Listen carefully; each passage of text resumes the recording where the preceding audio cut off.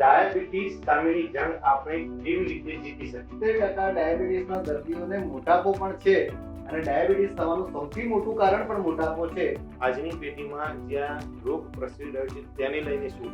Proper ઊંઘ ના થતી હોય, ક્યારેય કસરત ના થતી હોય, બહારનું પુષ્કળ ખાવામાં આવતું હોય, ડાયાબિટીસ કેવી રીતે થાય છે? ખાંડથી સુગર નથી થતું, પરંતુ ઇન્સ્યુલિન રેઝિસ્ટન્સ, આપણા શરીરમાં ઇન્સ્યુલિન નામનો રસ હોય છે, સ્ત્રાવ હોય છે, હોર્મોન હોય છે, એ સુગરને કંટ્રોલ કરે છે.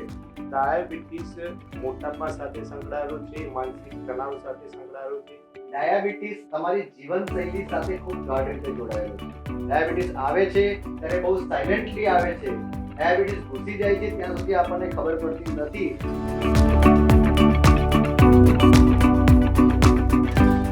નમસ્કાર દર્શક મિત્રો, ERB ન્યૂઝમાં આપનું સ્વાગત છે. હું છું તમારો મહેશ પરમાર. કહેવાય છે કે પહેલું સુખ તે જાતે નર્યા, પરંતુ આજના ભાગદોડ ભર્યા યુગમાં ડાયાબિટીસ માનવ શરીરની અંદરથી ઉદયની જેમ કોતરી રહ્યો છે. ત્યારે શું આ બીમારી માત્ર ગળ્યું ખાવાથી થાય છે કે પછી માનસિક તણાવ પણ આની પાછળનું મોટું કારણ છે? આ ગંભીર વિષય પર ઊંડાણપૂર્વક ચર્ચા કરવા માટે અને આપણને સચોટ માર્ગદર્શન આપવા માટે આજે આપણી સાથે જોડાયા છે ડોક્ટર વિપુલ ચાવડા. નમસ્કાર ડોક્ટર સાહેબ, સ્વાગત છે આપનું ERB ન્યૂઝમાં. નમસ્કાર. તો ચાલો સીધા જ ડોક્ટર સાહેબ પાસેથી જાણીએ કે ડાયાબિટીસ સામેની જંગ આપણે કેવી રીતે જીતી શકીએ. તો નમસ્કાર દર્શક મિત્રો, હું ડોક્ટર વિપુલ ચાવડા, ડાયાબિટોલોજીસ્ટ અને ઓબેસિટી એક્સપર્ટ.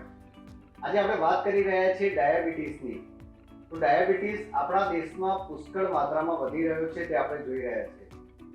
તમને જાણીને નવાઈ લાગશે કે 10માંથી 1 વ્યક્તિને ડાયાબિટીસ છે અને 10માંથી 2 વ્યક્તિને પ્રી ડાયાબિટીસ છે. આ ડાયાબિટીસ અને પ્રી ડાયાબિટીસ ખૂબ જ એસિમ્પ્ટોમેટિક હોય છે, એટલે કે વ્યક્તિને જ્યારે આ રોગ લાગુ પડે છે પરંતુ શરૂઆતના વર્ષોમાં એને ખબર જ નથી હોતી. આકસ્મિક રીતે ક્યારેક જ્યારે સુગર ચેક કરવામાં આવે છે, ક્યારેક કેટરેક્ટના ઓપરેશન વખતે, ક્યારેક મીટરના ઓપરેશન વખતે, ક્યારેક કોઈ બીજા કારણથી બીમાર પડે છે અથવા ક્યારેક સગાવાલાના ઘરે બેઠા હોય અને લાવો તમારું સુગર ચેક કરો છો તો મારું પણ ચેક કરી આપો, એમ ચેક કરતા હોય છે ત્યારે આ ડાયાબિટીસ પકડાતો હોય છે. અને મોટાભાગના કિસ્સામાં કોઈ કોમ્પ્લિકેશન આવે ત્યારે ડાયાબિટીસ પકડાતો હોય છે. તો એને આપણે સાયલેન્ટ કિલર કહીએ છીએ. અને ડાયાબિટીસની સાથે સાથે મોટાપો, અત્યારે એવું કહેવાય છે કે 70% ડાયાબિટીસના દર્દીઓને મોટાપો પણ છે અને ડાયાબિટીસ થવાનું સૌથી મોટું કારણ પણ મોટાપો છે. તો આ બંને એકબીજા સાથે બહુ ગાઢ રીતે જોડાયેલા છે અને આ બંને દુશ્મનોને જો આપણે આજે જ પરાસ્ત નહીં કરીએ તો આવનારા ભવિષ્યમાં આપણા દેશમાં ખૂબ જ મોટી તકલીફો આ લોકો લઈને આવવાના છે. આજની પેઢીમાં ડાયાબિટીસનો જે રોગ છે તે ઝડપથી પ્રસરી રહ્યો છે. આજની પેઢીમાં જ્યાં રોગ પ્રસરી રહ્યો છે તેને લઈને શું કહેશો? હું તમને એક ઉદાહરણ આપીશ કે આજે અમે અમારી રોજની પ્રેક્ટિસમાં જોઈએ છે કે 40-45 વર્ષના વ્યક્તિ આવે છે અને કહે છે, સાહેબ હું કશું ગળ્યું ખાતો નથી અને મારી કોઈ એવી ખરાબ ટેવ નથી, તો મને ડાયાબિટીસ કેમ થયો? દરેક વ્યક્તિને આવો પ્રશ્ન હોય જ છે. ત્યારે અમે એમને પૂછીએ છીએ કે તમે છેલ્લે બહારનું ખાવાનું ક્યારે ખાધું હતું? તો સાહેબ દરરોજ એકવાર તો બહારના સમોસા, દાબેલી, વડાપાઉં થઈ જાય છે. અઠવાડિયામાં 2 વાર હોટલમાં જમવાનું થાય છે. કસરત કરવાનો તો મારી પાસે સમય જ નથી. ઊંઘની ક્વોલિટી એ નેટફ્લિક્સ અને ઇન્સ્ટાગ્રામ બગાડી રહ્યું છે. આ બધા સિવાય હું કશું નથી કરતો, પણ છતાંય હું મારી જાતને હેલ્ધી માનું છું, તંદુરસ્ત માનું છું અને એવું માનું છું કે મારી લાઈફસ્ટાઈલમાં કોઈ ભૂલ નથી. તો હવે તમે જ વિચારો કે જો પ્રોપર ઊંઘ ના થતી હોય, ક્યારેય કસરત ના થતી હોય, બહારનું પુષ્કળ ખાવામાં આવતું હોય, તો આ બધી અયોગ્ય જીવનશૈલી નથી તો શું છે? અને આ બધી વસ્તુઓના કારણે જ એમને ડાયાબિટીસ થયો છે. પણ છતાંય વ્યક્તિ સ્વીકારવા તૈયાર નથી કે મારી જીવનશૈલીમાં, મારી લાઈફસ્ટાઈલમાં ચેન્જીસની જરૂર છે. તો આ બધા જ કારણો છે જેથી ડાયાબિટીસ વધી રહ્યો છે. જી ચોક્કસ. ઘણા લોકો એવું માની રહ્યા છે કે ડાયાબિટીસ ગળ્યું ખાવાથી, ખાંડ ખાવાથી થાય છે, પરંતુ ડાયાબિટીસ કેવી રીતે થાય છે તે થોડું સરળ ભાષામાં સમજાવશો? ડાયાબિટીસમાં બ્લડમાં સુગરની માત્રા વધે છે એનો મતલબ એવો નથી કે ગળ્યું ખાવાથી ડાયાબિટીસ થાય છે. ડાયાબિટીસ હોય અને ગળ્યું ખાઓ તો સુગર ઓર વધે છે, પરંતુ આજે તમને ડાયાબિટીસ નથી અને તમે કદાચ ખોરાકમાં કંઈક ગળ્યું લઈ લેશો તો ડાયાબિટીસ આવશે, એ વાત ખોટી છે. એ જ પ્રમાણે મોટાપો એ ડાયાબિટીસ સાથે જોડાયેલો છે. ખાંડથી સુગર નથી થતું, પરંતુ ઇન્સ્યુલિન રેઝિસ્ટન્સ, આપણા શરીરમાં ઇન્સ્યુલિન નામનો રસ હોય છે, સ્ત્રાવ હોય છે, હોર્મોન હોય છે કે જે સુગરને કંટ્રોલ કરે છે. હવે જ્યારે તમે શરીર વધારે છે, પેટમાં ચરબીનું પ્રમાણ વધારે છે, તમે કસરત બિલકુલ કરતા નથી, યોગ્ય માત્રામાં ઊંઘ લેતા નથી, તો આ બધાના કારણે શરીરમાં બનતો ઇન્સ્યુલિન એ યોગ્ય રીતે કામ કરી શકતો નથી, જેને મેડિકલ ભાષામાં ઇન્સ્યુલિન રેઝિસ્ટન્સ કહેવાય છે. અને આ ઇન્સ્યુલિન રેઝિસ્ટન્સના કારણે બ્લડમાં સુગર વધે છે અને ડાયાબિટીસ થાય છે. અને આગળ જતા આ વધેલા સુગરના કારણે, ઇન્સ્યુલિન રેઝિસ્ટન્સના કારણે અનેક પ્રકારના રોગ, જેમ કે કિડનીના રોગ, હૃદય રોગ, આંખના પડદા પર સોજો, હાથ પગના જ્ઞાનતંતુ પર સોજો અને સેક્સ્યુઅલ ડિસફંક્શન, મેન્ટલ સ્ટ્રેસ, આ બધા રોગો થતા હોય છે. બિલકુલ ચોક્કસથી ડાયાબિટીસના કારણે જુદા જુદા રોગો થતા હોય છે. તો ડાયાબિટીસ મોટાપા સાથે સંકળાયેલો છે, માનસિક તણાવ સાથે સંકળાયેલો છે, શું છે તે વિશે થોડી સમજણ આપો. ડાયાબિટીસમાં કહ્યું એ પ્રમાણે એ તમારી જીવનશૈલી સાથે ખૂબ ગાઢ રીતે જોડાયેલો છે. તમારો ખોરાક સૌથી અગત્યનો છે. ખોરાકમાં તમારે પ્રોટીનની માત્રા વધારે લેવાની છે, કાર્બોહાઈડ્રેટની માત્રા ઓછી કરવાની છે. સેકન્ડ નંબરે એક્સરસાઇઝ, તો અઠવાડિયામાં કમસે કમ 150 મિનિટ કસરત કરવાની છે અને કસરતમાં પણ વેઇટ ટ્રેનિંગ કરવાની છે, વજન ઉંચકવાની કસરત કરવાની છે, જેનાથી તમારા મસલ વપરાય છે. ત્રીજા નંબરે સારી ક્વોલિટીની ઊંઘ લેવાની છે, કમસે કમ 6 કલાક અથવા તો 8 કલાકની ઊંઘ, કે જ્યારે સવારે તમે ઉઠો ત્યારે તમે ફ્રેશ ફીલ કરો, હેલ્ધી ફીલ કરો એવી ઊંઘ લેવાની છે. અને રેગ્યુલર સમયમાં તમારા મેન્ટલ હેલ્થ વિશે પણ તમારે અવેર રહેવાનું છે. અયોગ્ય પ્રકારનો સ્ટ્રેસ લઈ અને જો તમે જીવન જીવશો તો તમને ડાયાબિટીસ થવાની શક્યતા વધારે છે.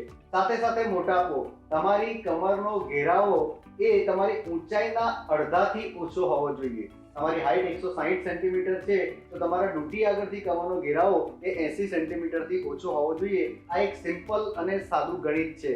સાથે સાથે તમારું BMI, જે બોડી માસ ઇન્ડેક્સ કહેવાય છે, તમારી હાઈટના પ્રપોર્શનમાં તમારું વજન એ 23 કરતાં ઓછું હોવું જોઈએ. જો આ તમે મેન્ટેન કરશો અને તમે ખુશ રહેવાની સાથે સાથે એક્સરસાઇઝ કરતા રહેશો, ડાયટ કંટ્રોલ કરતા રહેશો, સારી ઊંઘ લેશો, તો તમને ડાયાબિટીસ અને ડાયાબિટીસના કારણે થતા કોમ્પ્લિકેશન જોખમ ખૂબ જ ઘટી જશે. ઘણીવાર આપણે ડાયાબિટીસના લક્ષણ આવવાની રાહ જોતા હોય છે, પરંતુ ડાયાબિટીસમાં 70% લોકોને કોઈ જ લક્ષણ હોતું નથી. ડાયાબિટીસ આવે છે ત્યારે બહુ સાયલેન્ટલી આવે છે. ડાયાબિટીસ ઘૂસી જાય છે ત્યાં સુધી આપણને ખબર પડતી નથી, અને જ્યારે એના કોમ્પ્લિકેશન આવે છે ત્યારે જ આપણે જાગતા હોય છે, અને ત્યાં સુધી આપણું ચિત્ર ખૂબ જ બગડી ગયેલું હોય છે. તો ડાયાબિટીસને માત આપવા માટે કસરત કરવી જરૂરી છે, ડાયટ કરવો જરૂરી છે, બહારનું ખાવાથી પણ ડાયાબિટીસ આવી શકે છે. તો ખૂબ સુંદર વાત કરી સર. ડાયાબિટીસને માત આપવા માટે દર્દીએ શું શું કરવું જોઈએ? ડાયાબિટીસને માત આપવા માટે હું મારા દર્દીઓને, મારા ડાયાબિટીસના મિત્રોને કહેતો હોઉં છું કે ડાયાબિટીસ તમારો દુશ્મન નથી. ડાયાબિટીસ એ તમારા શરીર દ્વારા તમને મળતી ચેતવણી છે. તમે જે શરીર સાથે ગડબડ કરી રહ્યા છો, જે તમે શરીરને સ્ટ્રેસ આપી રહ્યા છો, એ ડાયાબિટીસ સ્વરૂપે બહાર આવે છે. તમારે ડાયાબિટીસને પોતાનો મિત્ર ગણવાનો છે અને સમજવાનું છે કે ડાયાબિટીસને શું ગમશે. ડાયાબિટીસને એવું ગમશે કે તમારું ઇન્સ્યુલિન સારી રીતે કામ કરતું હોય. ઇન્સ્યુલિન સારી રીતે કઈ રીતે કામ કરશે? યોગ્ય માત્રામાં તમે ખોરાક લો, જેમાં પ્રોટીનની માત્રા વધારે હોય, ફાઈબરની માત્રા વધારે હોય, કાર્બોહાઈડ્રેટની માત્રા ઓછી હોય, શરીરમાં કસરત થતી હોય જેનાથી ઇન્સ્યુલિન રેઝિસ્ટન્સ ઘટે, જમ્યા પછી 10 મિનિટની લટાર લગાવવાની ટેવ રાખો, દરરોજ 30 મિનિટ હેવી એક્સરસાઇઝ કરવાની ટેવ રાખો. સાથે સાથે રાત્રે સૂતાના 1 કલાક પહેલા ડિજિટલ ડિટોક્સ કરો, સ્ક્રીન ટાઈમ ઓછો કરો અને 6 થી 8 કલાકની સારી ઊંઘ લો. એની સાથે સાથે પોતાની આજુબાજુના એન્વાયરમેન્ટને તમે હેલ્ધી બનાવો, ખુશ રહેવાની ટેવ રાખો, ખુશીઓ ફેલાવવાની ટેવ રાખો, હસતા રહો, હસાવતા રહો. આ બધાના કારણે તમારા સ્ટ્રેસ હોર્મોન ખૂબ જ ઓછા થશે, હેલ્ધી હોર્મોન તમારા વધશે અને તમે ડાયાબિટીસ હશે તો એને સારી રીતે કંટ્રોલ કરી શકશો, અને જો ડાયાબિટીસ નહીં હોય તો એને આવતા અટકાવી શકશો. બિલકુલ ચોક્કસથી હસતા રહો, હસાવતા રહો. હસવાથી જે રોગો છે તે દૂર થશે. ડૉક્ટર સાહેબે સરસ વાત કરી. હાલ ડૉક્ટર સાહેબની જે આ ડાયાબિટીસને લગતી તેમની શાખાઓ છે તે કેટલી છે, કઈ કઈ છે, અને આવનાર સમયમાં તેઓ કઈ જગ્યાએ નવી શાખા પ્રસ્થાપિત કરવાના છે તે અંગે થોડી સમજણ આપશે. હું મેડિકલ ફિલ્ડ સાથે છેલ્લા 25 વર્ષથી જોડાયેલો રહ્યો છું અને છેલ્લા 20 વર્ષથી ક્લિનિકલ પ્રેક્ટિસ કરી રહ્યો છું. છેલ્લા 20 વર્ષમાં આપણા દેશમાં એક ટ્રાન્ઝિશન આવ્યું છે. પહેલા આપણે ચેપી રોગો સામે લડતા હતા, એવું કહેવાય કે આપણા ત્યાં pneumonia, diarrhoea, malaria, dengue, chikungunya આ બધા રોગો પુષ્કળ હતા. આજે 2025માં છેલ્લા 20 વર્ષમાં મેં જોયું છે કે નોન કોમ્યુનિકેબલ રોગો વધી રહ્યા છે, ચેપી રોગો ઘટી રહ્યા છે, ડાયાબિટીસ, હૃદય રોગ, કિડની રોગ, સ્ટ્રોક આ બધા રોગો વધી રહ્યા છે. તો આ બધા રોગોમાં ઈલાજમાં, સારવારમાં ક્યોર નથી પોસિબલ. આ બધા કેર વાળા રોગ છે કે તમે મટાડી નહીં શકો પરંતુ આને કંટ્રોલમાં રાખી શકશો. તો આવા ક્યોર બેઝ કરતા કેર બેઝ રોગ જ્યારે વધી રહ્યા છે ત્યારે તમારા ઘર આંગણે તમને સારી સારવાર મળે એ ખૂબ જ જરૂરી છે. આથી અમે રિમ્સ થકી અમદાવાદના દરેક વિસ્તાર સુધી પહોંચવાનો પ્રયત્ન કરી રહ્યા છે. અમારી બારેજા, ઘોડાસરમાં બ્રાન્ચ હતી, પરંતુ હવે અમે નિકોલમાં અને બોપલમાં પણ આ બ્રાન્ચ લઈને આવી રહ્યા છે. નડિયાદમાં પણ અમારી ઓપીડી છે. બધા અમે એવું માનીએ છીએ કે ક્યોર બેઝ કરતા જે કેર બેઝ એપ્રોચ છે એમાં એક ટીમ વર્ક હોવું જોઈએ. ખાલી એક ડોક્ટર સિપાઈ તરીકે કામ કરશે એવું નહીં ચાલે. એ કેપ્ટનના અંડરમાં આપણે બેટ્સમેન જોશે, બોલર જોશે, ઓલરાઉન્ડર જોશે, વિકેટ કીપર જોશે. એમ અમારી ટીમમાં ન્યુટ્રિશનિસ્ટ, ફિઝિયોથેરાપિસ્ટ, કાઉન્સિલર અને સ્પેશિયલ ડાયાબિટીક નર્સ અને ફૂડ કેરના સ્પેશિયાલિસ્ટ આ આખી ટીમ અમારી સાથે કામ કરતી હોય છે અને ટીમ થકી જ અમે આ મેચને જીતી શકીએ છીએ. ખૂબ ખૂબ આભાર ડોક્ટર સાહેબ. ડાયાબિટીસને લઈને આજે આપણે ખૂબ સુંદર વાત કરી, દર્શકોને ખૂબ સાચી અને સચોટ સલાહ આપી. આવી જ રીતે જુદા જુદા વિષયોને લઈને ફરીથી તમારી સમક્ષ રજૂ થઈશું. ત્યાં સુધી જોતા રહો TRB ન્યૂઝ ગુજરાતનો અવાજ. નમસ્કાર ડોક્ટર. Thank you. નમસ્કાર. આભાર.